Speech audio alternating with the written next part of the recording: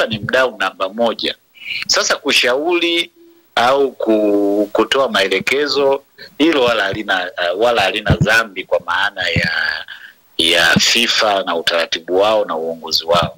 Lakini inapokuja sasa serikali inaamua sasa kuingilia utaratibu wa FIFA au kanuni zake, au kutaka kumuondosha mtu kwa sababu ya utaratibu tu ambao wanao wenyewe, hilo sasa ndio linakuwa ni kosa. Lakini vitu vinavyofanyika leo hii kwetu vinafanyika na sehemu zingine. Kwa hiyo changamoto zilizopo, na mimi kila siku huwa nasema changamoto za kanuni, changamoto za uendeshaji wa ligi, na ndio tunavyokuwa sasa, kwa sababu tulikotoka na tulipo sasa hivi ni progress ambayo tumetumia kwa muda mfupi. Ingekuwa kwa nchi zingine tungekuwa wewe unakumbuka wakati ule ligi ya Nigeria, ndio wakati ndio ilikuwa imeshika hatamu Afrika, lakini iliharibiwa kwa sababu ya viongozi ambao walikuja baadaye. Leo hii katika yote tunaona mambo haya jinsi ambavyo yanaenda, kwa maana kuna uchaguzi ambao unafanyika ukiwa na malalamiko mengi sana. Kwa upande wa FIFA huwa waangalii kwamba ndapo kama kiongozi ambaye yuko madarakani kama akakiuka taratibu za uchaguzi, akiambia jiuzulu, pengine FIFA nao wanaweza kaona kwamba kulikuwa na kosa ambalo huenda kiongozi ambaye yuko madarakani anatakiwa kuwajibika kwa staili hiyo, au maana yake ni kwamba kama itatokea kwamba kutakuwa na adhabu ambayo itatolewa na FIFA, maana yake kwa vyovyote vile lazima hata hayo mashindano ambayo yanaendelea au matayarisho ambayo yanaendelea kwa ajili ya mashindano yatakuwa yamefutwa kwa namna hiyo. Naam, karibu sana mwanamichezo. Hii ni Like Media. Kama ambavyo nafahamu, wakati wote tunapata wakati mzuri wa kujadili mambo ambayo ni ya kimichezo sana, na mwisho siku ni kupata picha kamili, kuelewa na kufahamu kile ambacho ni cha muhimu sana. Hasa tutakutana na watu ambao ni wataalamu katika maeneo mbalimbali, wataalamu wa sheria, makocha, wachezaji, wachambuzi, hata mashabiki, ili kuweza kufahamu mitazamo na mambo kadha wa kadha. Lakini kikubwa sana leo kuna taarifa ambayo ilitoka na imeweza kuwashtua watu wengi sana. Ni taarifa kutoka kwa mwandishi wa habari kutoka nchini Ghana ambaye anajulikana kama Mickey Junior, ambaye kila mmoja anafahamu yuko karibu sana na mamlaka ya soka la Tanzania TFF, na kuna wakati alisafiri kwenda Kigamboni, kutembelea Kigamboni, lakini pia kwenda pale Tanga, kwenye mazingira kama hayo. Lakini mwisho siku ni taarifa ambayo imetoka, wengi wakashtuka kwamba huenda ikawa na ukweli wowote kuhusiana na swala la mamlaka ya soka Tanzania, kwa maana rais wa Karia na TFF kwa ujumla, kwamba wameenda kulalamika FIFA kwamba wameambiwa wajiuzulu katika nafasi za uongozi. Sasa tukamtafuta mwanasheria wa mwenye hadhi ya FIFA, CAF na kasi kwa ujumla, Peter Mshikilo, ili tuweze kupata mtazamo wake kwa mwandishi ambaye anaaminika Afrika, mtu ambaye yuko karibu na mamlaka ya soka Tanzania kwa maana ya Mickey Junior, kuzungumza hayo. Inawezekana kukawa na ukweli na mtazamo huo, pengine Tanzania inaweza kaa katika wakati mgumu sasa kutoka na mazingira hayo. Peter Mshikilo, habari ya muda huu? Salama, habari za kwako? Safi, mnaendeleaje huko uliko? Namshukuru Mungu niko salama. Bila shaka upo nchini, upo nje ya nchi, na ndio maana nimekupata kwa njia ya WhatsApp. Kwa kweli siko nchi. Unaongea kutoka nchi gani pengine kufahamu? Naongea kutokea Gaborone, Botswana. Okay. Naam. Na nimekutafuta, kikubwa ni hiki ambacho kimeweza kuibuka, kimeleta taharuki kwa kiasi kikubwa sana. Kuna taarifa kutoka kwa Mickey Junior ambaye ni mwandishi kutoka nchini Ghana, ambaye yuko karibu na mamlaka ya soka hapa Tanzania. Kuna taarifa ameitoa kwamba mamlaka ya soka Tanzania inalazimishwa kujiuzulu, ili sijui ni kitu gani ambacho kinaendelea, lakini nataka nipate tafsiri kwako, kwa mtu ambaye unajua sheria za FIFA, kasi na mambo mengine kama haya. Hili lina madhara gani kwetu sisi kwa mtu kutoa taarifa kwa namna hiyo, iwe ya ukweli au iwe ya uongo? Kwa mbuke kuingilia soka au mpira wa miguu kwa maana ya uongozi, ni kwamba inaweza ikapelekea nchi husika kufungiwa na FIFA, kwa sababu moja ya vitu ambavyo vinatakiwa visifanyike ni pamoja na kuingilia michezo kwa maana ya mpira wa miguu. Na bahati nzuri tuna mifano mingi. Tuna mfano wa ndugu zetu, jirani zetu Kenya. Nakumbuka serikali wakati ule Nicky Mwendwa akiwa ndio rais wa KFF, kwa maana chama cha mpira wa soka wa Kenya. Ndio. Baada kuingiliwa na serikali, kilichofuata maana yake FIFA walifungia Kenya kushiriki mashindano ya kimataifa kwa muda almost miaka 4. Kwa hiyo kuingilia soka lazima kuwe na taratibu, na bahati nzuri jambo hili vile vile limeulizwa, liko kwenye answer za Bunge la Jamhuri ya Muungano wa Tanzania wakati wa uwasilishaji wa bajeti ya Wizara ya Michezo na Utamaduni. Ndio. Ambapo ili husika aliulizwa swali hilo kwamba je, serikali kwa nini haijaingilia kulazimisha mechi kati ya Simba na Yanga kuchezwa? Na nafikiri nakumbuka mwalimu wangu Profesa Kabudi ndio jibu kwamba serikali haiwezi ikaingilia jambo lolote ambalo linahusiana na soka au mpira wa miguu. Kwa hiyo hilo ndio ambalo naweza nikalisemea. Mimi habari unaoniambia kwa sababu siko nchini, ndio naisikia ya wewe. Kwa hiyo athari ambazo zinaweza, kama ni kweli, athari ambazo zinaweza zikatokea ni kwamba automatically FIFA lazima watakuja na adhabu ya kufungia nchi kushiriki kwenye mashindano ya kimataifa.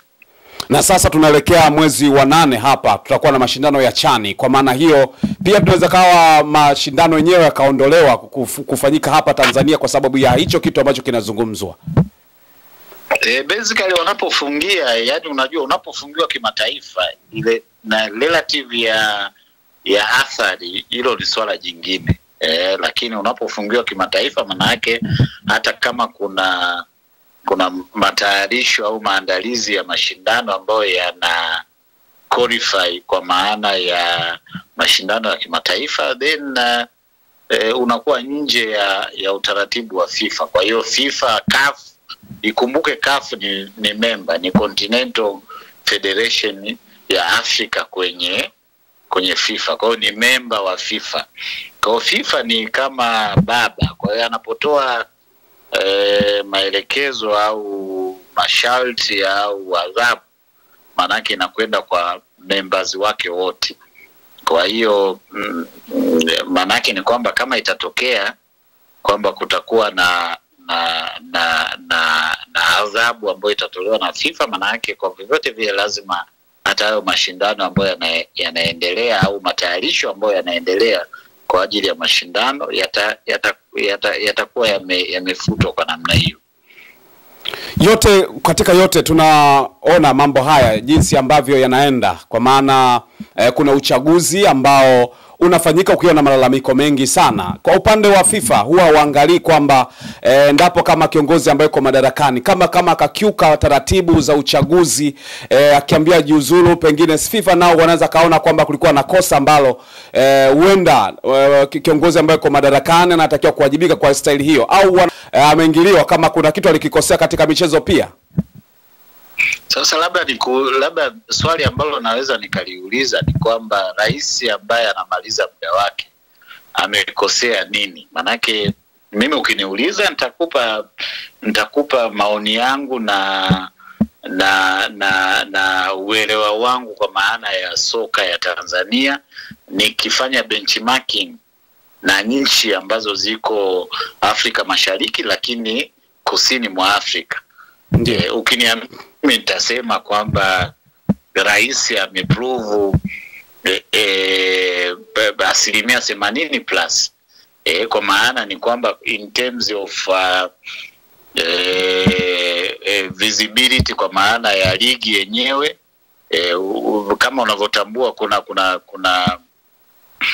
kuna udhamini wa matangazo broadcasting sponsorship. Ndio. Ambayo ukiangalia kwa nchi za Afrika Mashariki na Kusini kwamba ameachieve, kwa sababu unaongelea dola kama milioni 9 plus, almost milioni 10 plus kwenye broadcasting sponsorship.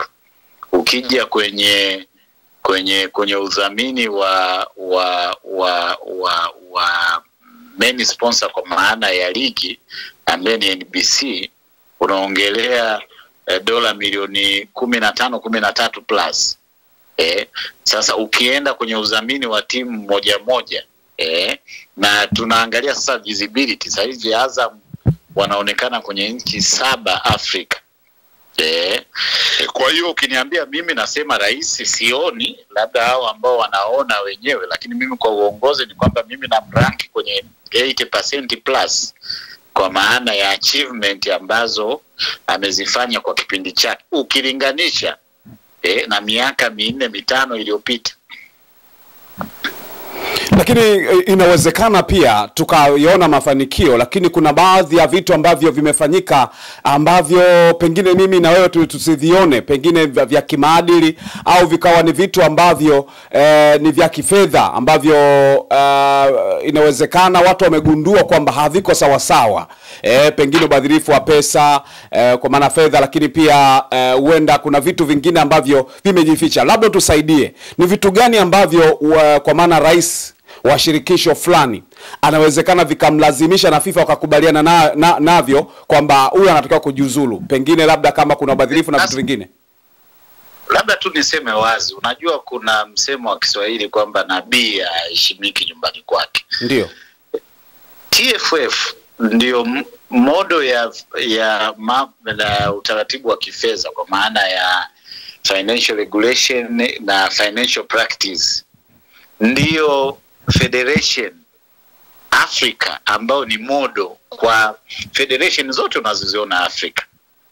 Sasa ndio maana nasema wakati mwingine walaji wa taarifa wanaweza wasiwe na taarifa za ndani. Mimi siongei hapa kwa sababu ya kufanya kampeni au mimi naenda kwenye utaratibu ambao upo na uhalisia ambao upo. Sasa ukiongelea kwa mfano kwenye mambo ya kifedha, TFF ndio the model ya Afrika kwa sasa. Na ndio the leading, yani kwamba hizo federation zote unaoziona za Cameroon, umeshaona juzi kulikuwa na skendo pia ya rais Samuel Eto'o. Kwa hiyo sasa TFF ni modo, yani ukiongelea kwa sasa hivi ni kwamba unajua tatizo ni kwamba walaji na mashabiki wa mpira wa Tanzania wanaangalia dakika 90 za mpira unaochezwa uwanjani bila kuangalia nyuma ya hizo dakika 90 ni vitu gani vinavyotengenezwa kuelekea kwenye hizo dakika 90. Sasa ukiongelea mambo ya maadili yanabezi kwa mtu husika na mtu mmoja kwamba yeye kama rais wa TFF hawezi aka monitor refa ambaye anachezesha mechi kati ya Tabora United labda na Bao FC au Tabora United na Dodoma Jiji. Kwa hiyo manake wakati mwingine hizi swala la maadili ni swala ambalo ni individual, yani ni mtu mwenyewe ambavyo anaweza aka-act. Kwa hiyo uwezi ukasema sasa kwa sababu marefa wamekosea sana kwenye utaratibu wa uendeshaji wa mpira au kwenye kusimamia mechi ukaranki na kama ndio weakness au udhaifu wa rais husika. Kwa hiyo ni lazima nyie sasa watu wa habari wakati mwingine kila siku wanasisitiza ni kwamba mdigi dipa na kutafuta taarifa. Msiingie kwenye mkumbo wa mashabiki na walaji ambao wenyewe wanaangalia dakika 90 za mechi. Inabidi muende beyond kujifunza na kuelewa kwamba je, hii industry inaishia tu kwenye dakika 90? Na nyuma ya hiyo dakika 90 kuna nini ambacho kimefanyika? Sasa mimi ukinieleza ni kwamba, ukiniambia kwamba sioni madhaifu mengine na changamoto zilizopo, ziko Tanzania, ziko South Africa, ziko Morocco, na hizi za Morocco kwa mfano it's more worse kwa sababu hata hicho unachokiona kwamba mechi haijachezwa huko Morocco vile vile, hiyo dabi yenyewe kama unafuatilia ni kwamba kuna kipindi imeahirishwa na timu haikwenda kwenye mechi kwenye uwanja. Misri, Misri, Zamalek na Al Ahly. Yes, na hivi vitu ni kwamba wale ndio modo, yani ukiangalia Afrika ni kwamba wenzetu wamekwenda mbali zaidi na ndio tunaoangalia. Lakini vitu vinavyofanyika leo hii kwetu vinafanyika na sehemu zingine. Kwa hiyo changamoto zilizopo, na mimi kila siku huwa nasema changamoto za kanuni, changamoto za uendeshaji wa ligi, na ndio tunavyokuwa sasa, kwa sababu tulikotoka na tulipo sasa hivi ni progress ambayo tumetumia kwa muda mfupi. Ingekuwa kwa nchi zingine tungekuwa wewe unakumbuka wakati ule ligi ya Nigeria, ndio wakati ndio ilikuwa imeshika hatamu Afrika, lakini iliharibiwa kwa sababu ya viongozi ambao walikuja baadaye. Leo hii unapoongelea ligi ya nani, leo hii mchezaji wa Tanzania anaweza kulipwa $20,000 per month. Maximum price ya mshahara. Ndio. Ligi ya Ghana, ligi ya Nigeria ambao wanatoa wachezaji wengi kwenda Ulaya. Unaongelea $2,000 maximum. $2,500, $1,500, $1,000. Huyo ndio shining star anavolipwa kwenye hizo ligi. Kwa hiyo kwa kulipwa $10,000, $15,000, $9,000 na ngapi, tuko mbali zaidi. Na usiangalie value ya club, kwa sababu tunapoangalia value ya club ni swala jingine. Kuna clubs ambazo zina value kubwa, lakini unakuta ligi endorsement za sponsorship ni ndogo. Kwa hivi ni vitu ambavyo sasa nyie kama waandishi wa habari inabidi muwaelimishe watu ili waelewe na wajue kwamba hii soka inakwenda kwa namna gani, na industry ambayo iko kwenye soka haishii kama nilivyosema awali kwenye hizo dakika 90 ambazo ni za uwanjani. Kama kweli taarifa itakuwa ni ya ukweli kiasi hicho ambacho kinazungumzwa kwamba kuna swala la kujiuzulu, uone kwamba hao watu ambao wanaweza kama wamefikia hatua kuzungumza hivyo, kuna sababu za msingi ambao naona kabisa kuna mambo hayajakaa sawa sawa, na kwa utafiti na pengine kwa ushahidi wakaona hiki hakifai kabisa, ndio maana tunataka ufanye hivi? Kuna shida kubwa kwenye uendeshaji wa soka Afrika, na especially Afrika Mashariki, kwa sababu ya ushabiki na wakati mwingine kutoelewa maana ya mpira. Kwa sababu najua kwa sasa mwenyekiti wa bodi ya ligi kajiuzuru, lakini vile vile TFF wamesitisha mkataba, kwa maana ya kwamba wametengua uteuzi wa CEO wa board league. Sasa hivi ni vitu ambavyo vinakuwa na mambo mengi, pressure nyingi. Tumeona pressure upande wa serikali. Wakati haya mambo yanaendelea, waziri wa michezo kabla ya majibu ambayo alitoa bungeni alikutanisha pande zote mbili, kwa maana aliongea na watu wa Simba, akaongea na mambo ya Yanga.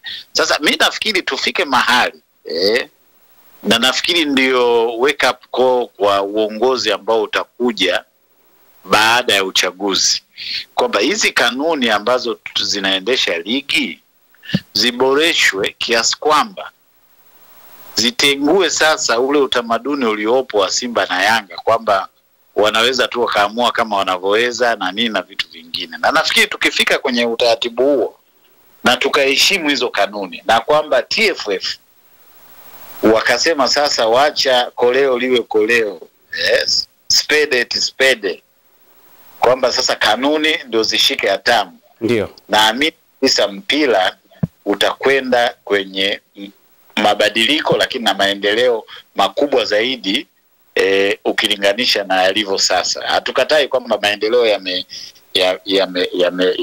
kwa maana ya soka imepiga hatua, lakini sasa tunahitaji kuwa na kanuni ambazo zitakuwa na msumeno, zikate pale ambapo unaona kabisa kwamba kuna makosa Yale mambo ya kupigiwa simu kwamba mtu fulani ni mkereketo kwa sababu anafanya kazi serikalini yakiisha, na hii ya Simba na Yanga kwa sababu ndio giant ikiisha kupitia kanuni, nafikiri tutakuwa na fair playing field kwa timu zingine, na natambua tukiwa na kanuni nzuri, not necessarily kwamba Simba na Yanga ndio kila siku wawe wa mabingwa wa ligi ya Tanzania. Kwa hiyo maana yake hata kesho na kesho kutwa Toto ya Mwanza ikipanda au timu nyingine inaweza ikawa bingwa.